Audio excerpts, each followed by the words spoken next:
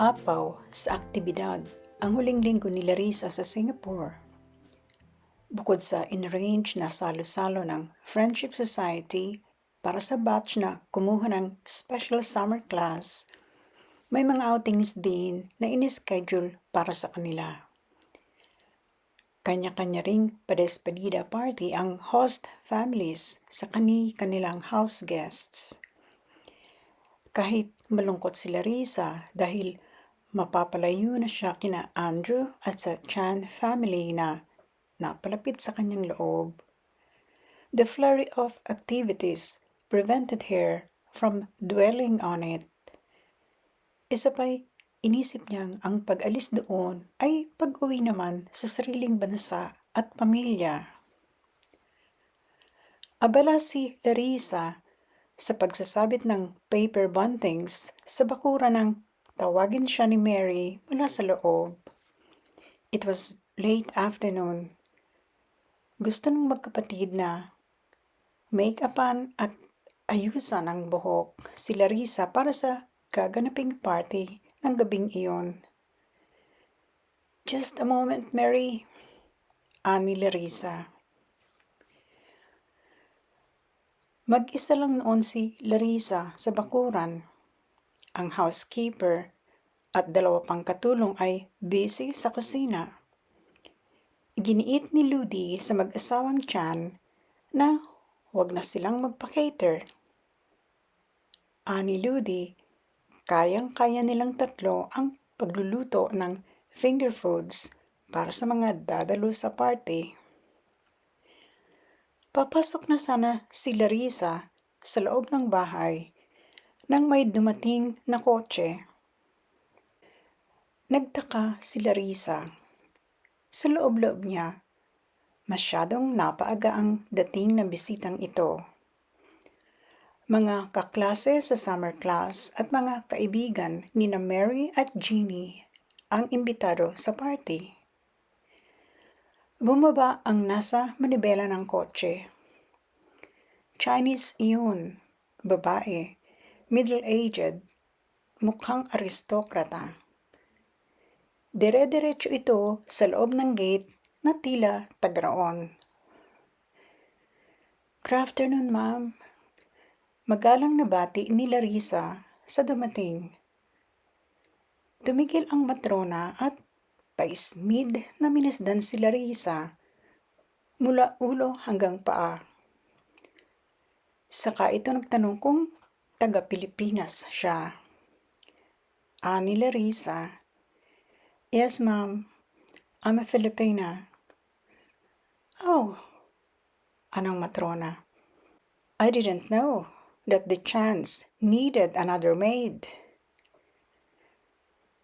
Dapat ay hindi ma-offend si Larissa sa pagkakamaling iyon ng Singaporean. After all, sa 130,000 Filipino workers sa bansa, karamihan doon ay DH. Pero nasaktan pa rin si Larissa. Bago niya maituwid ang palagay ng matrona, nagsalita na uli ito. "I'm here to see the guest of the Chan family. Is she here?" "If you don't mind, ma'am," sabi ni Larissa. "May I know why you want to see her?" Tumalim ang tinig ng matrona. "Of course, I mind very much. Servants are not supposed to ask such questions." Namula si Larissa sa pagkapahiya. Sabi pa ng matrona sa kanya, "I will make sure you get fired by Mrs. Chan. We do not want impertinent servants here. You should be deported to your filthy country." "My country is not filthy, ma'am," sagot ni Larissa. "Who are you kidding? Me? Asik ng bisita. I have been to Manila twice. It's a horrible place." Napika si Larissa. "No wonder," patuloy pa ng matrona. "You people choose to come here so that you may spread your filth here. Sagot ni Larissa, Ma'am, Filipinos come here and work as domestic helpers not by choice, but because of necessity. And we do not spread filth. Instead, we help you, Singaporeans, attain more economic stability. The maids look after your house, and the nannies look after your babies so that you can work and fatten your bank accounts. Tumaas ang tinig ng matrona. Anito, pagalit. How dare you speak to me like that? I only spoke the truth, ma'am. Sagot ni Larissa. Pinipigil ang nadamang pagkainsulto. Sabi pa ng matrona sa nanginginig na tinig, I shall deal with you later. You will see. You will get deported for your rudeness to me. You initiated the insolence, ma'am.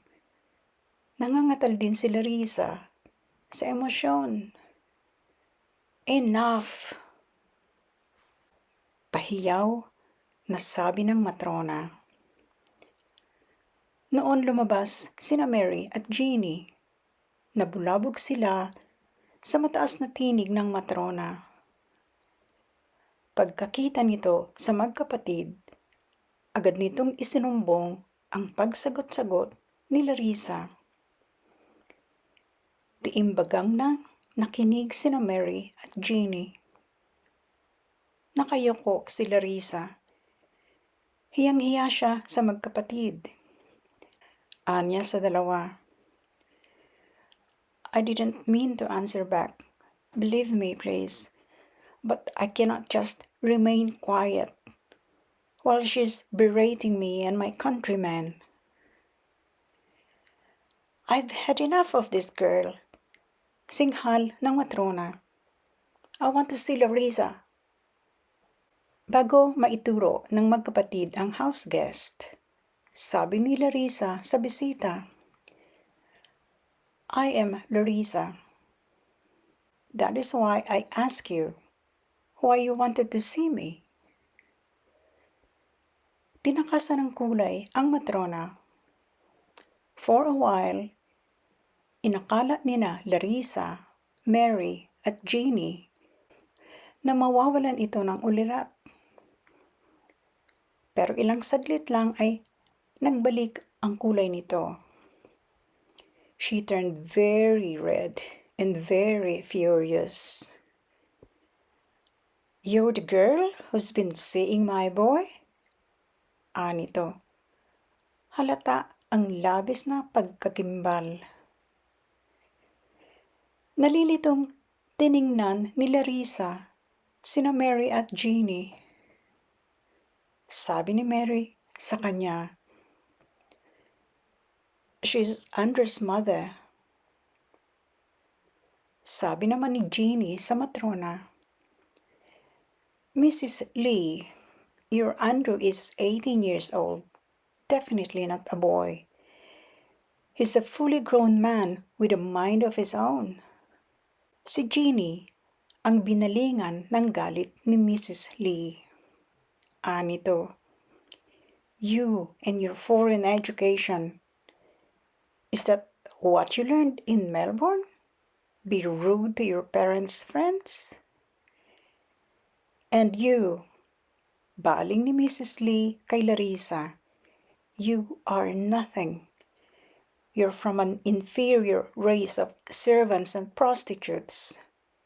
Just because Andrew was smitten by you? Stupid him. Don't ever think that I cannot make him forget about you. Sansaglit na hindi nakatinag si Larissa. But the next second, tumimo sa utak niya ang walang pangalang panlalait ng ina ni Andrew. Hindi lang sa kanya, kundi sa lahat ng mga kabarong Pinay. Umiiyak siyang nasok sa loob ng bahay. Sumunod sa kanya si Mary. Si Jeannie ay hinarap si Mrs. Lee. Hindi pinigil ng dalaga ang nararamdamang contempt para sa matrona. Hindi na itinago rito ni Jeannie kung kanino siya kampi. That was most unkind of you, sumbat ni Jeannie sa bisita. Larissa is not a servant or a prostitute. She is our house guest and a student at the National University of Singapore. As you know, only the very bright can gain entry in that prestigious institution, like Andrew. Nagmura si Mrs. Lee. Sinabing sinadya ni Andrew na huwag banggitin sa kanya ang nationality ni Larissa na lagi nitong dinadalaw kina Jeannie. He made me think that Larissa is a nice girl. Anito pa. Larissa is a nice girl, Mrs. Lee. I assure you. Mabilis na saad ni Jeannie. Nice girls do not come from the Philippines, sabi ni Mrs. Lee. Only servants come from there. I have two, you have one. They're so inferior to us. Ngit-ngit na tinalikuran ni Jeannie si Mrs. Lee. At the last minute ay kinansela ni na Mary at Jeannie ang party para kay Larissa. Pinagtatawagan nila ang mga kumbidado, sinabing Larissa is not feeling well, at saka nag-apologize. Nang dumating ang mag-asawang Chan at malaman mula sa mga anak ang ginawang pag-alipusta sa kanilang house guest ni Mrs. Lee, galit na galit din ang mga iyon. Pinuntahan ni Mrs. Chan si Larissa sa silid. Mugto na ang mga mata ng dalagita, pero hindi pa rin siya maawat ni na Mary sa pag-iyak. Naupo si Mrs. Chan sa gilid ng kama ni Larissa. Anito sa kanya, I know how you must feel, Larissa. Anito sa dalagita. My husband and I, when we were students in England, we were also discriminated there because of the color of our skin and chinky eyes. I cried buckets of tears, Larissa. But later, we felt that we shouldn't get discouraged by the heckling of the few narrow-minded Caucasians.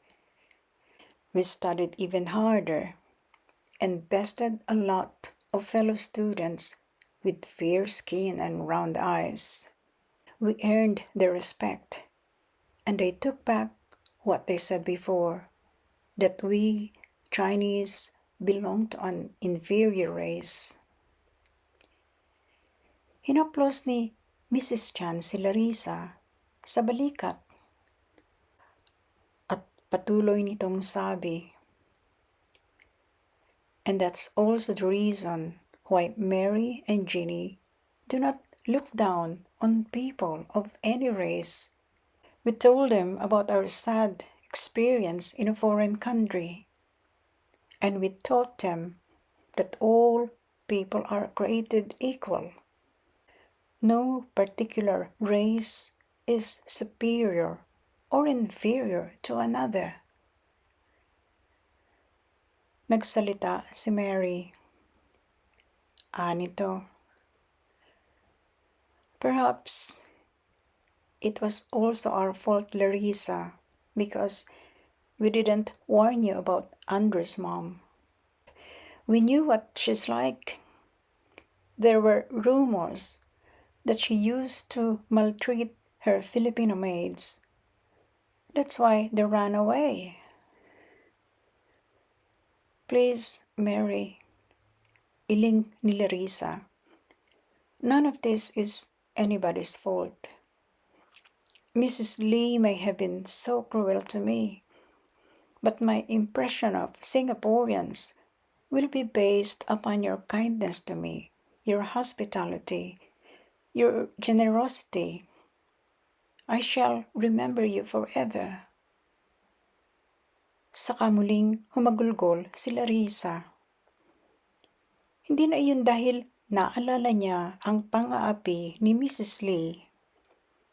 Tumangi siya dahil mamimiss niya ang pamilyang kinalinga siya na tila tunay na kadugo. Napaluha rin ang mag-iinang Chan. They too will miss Larissa. Larissa did not hear about Andrew until the day of her departure. Ang sabi ni Mary, siguradong grounded si Andrew.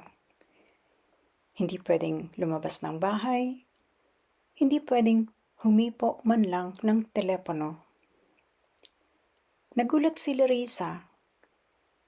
Sa edad na iyon ni Andrew? Tanong niya, pinapatawan ng ganoong klaseng parusa?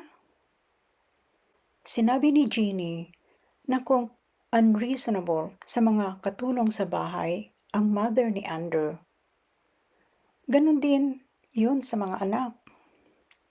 At dugtong pa niya, sunod-sunuran lang ang ama ni Andrew sa misis. Ayaw raw ni Mr. Lee na magpaabala sa pagpapalago ng negosyo, kaya ipinababahala sa misis ang pagdisiplina sa mga anak. I bet, sabi ni Mary. Mrs. Lee told Andrew she'll throw him out if he does not do as he's told. I know for a fact that one of Andrew's brothers, when he courted a non-Chinese, Mrs. Lee cut him off their will. Sa narinig na iyon, mas nalungkot si Larissa para kay Andrew. At hindi niya ito masisi sa pagkabigo nitong tawagan man lang siya just to say goodbye.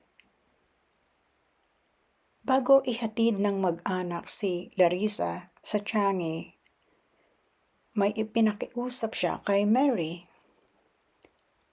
Ipinabigay niya rito kay Andrew ang kanyang puso, ang garnet ring na ipinangako niya kay Patrick na hindi niya iwawala. Hindi alam ni Larissa kung magkikita pa silang muli ni Andrew. Pero ibig niyang ipaalam sa binata na kanya na ang kanyang puso. Kahit hindi na muling mag-cruise ang kanilang landas. In a very positive way, labis pa sa sobra ang naging epekto kay Larissa ng ginawang panlalait sa kanya ni Mrs. Lee.